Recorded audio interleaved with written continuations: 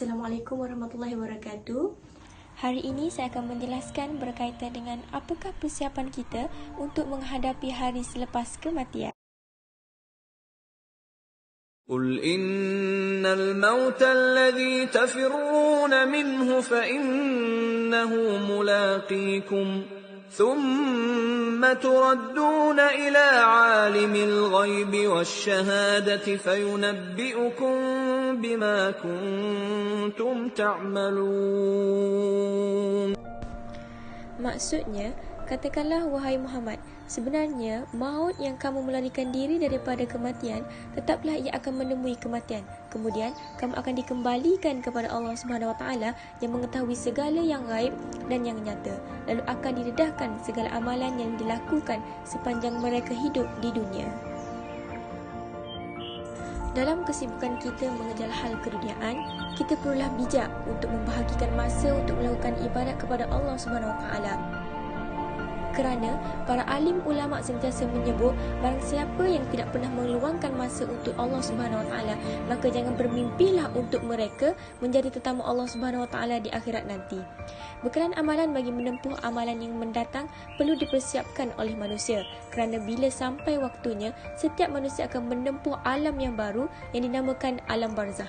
Oleh itu, terdapat 5 alam yang telah ditetapkan oleh Allah Subhanahu Wa Taala untuk ditempuhi oleh hamba-Nya, iaitu alam kandungan ibu, alam fana, alam barzah, alam mahsyar dan alam syurga ataupun neraka.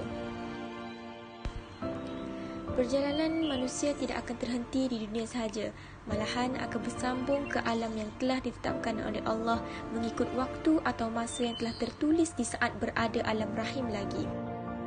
Alam fana merupakan alam yang paling penting untuk dijaga kerana pelbagai ibadat yang dapat dilakukan untuk dijadikan bekalan dibawa ke alam seterusnya supaya suatu hari nanti tiada penyesalan di akhirat.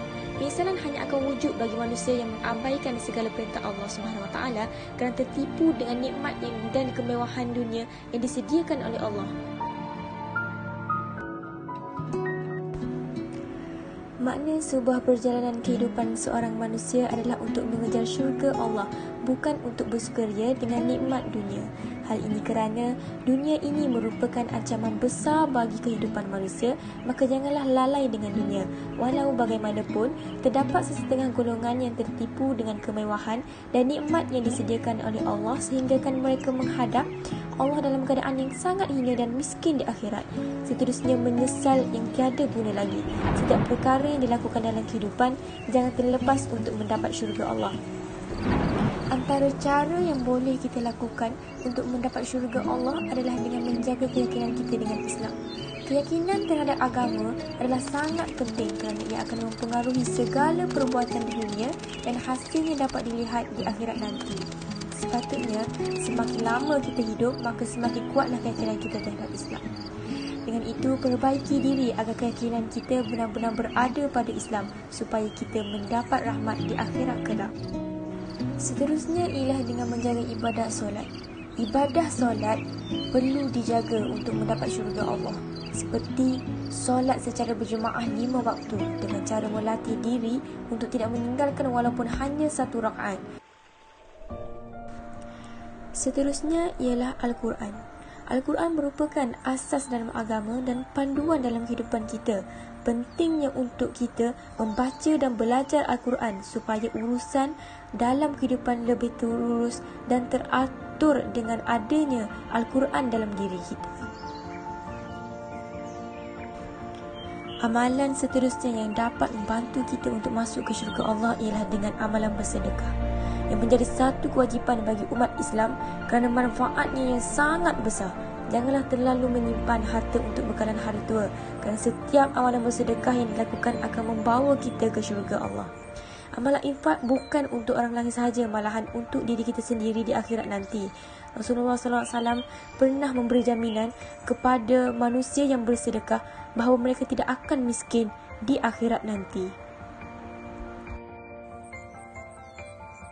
Setiap amalan yang dilakukan ikhlas kerana Allah, maka ganjaran syurga bagi mereka di akhirat kelak. Apabila mentaati segala perintah Allah, kita akan menikmati makna hidup di dunia yang sebenar, istiqomah dan janganlah berputus asa untuk mentaati perintah Allah, dan carilah redha-Nya agar kita dimasukkan dalam kalangan yang layak untuk mendapat syurga Allah suatu hari nanti, insya-Allah.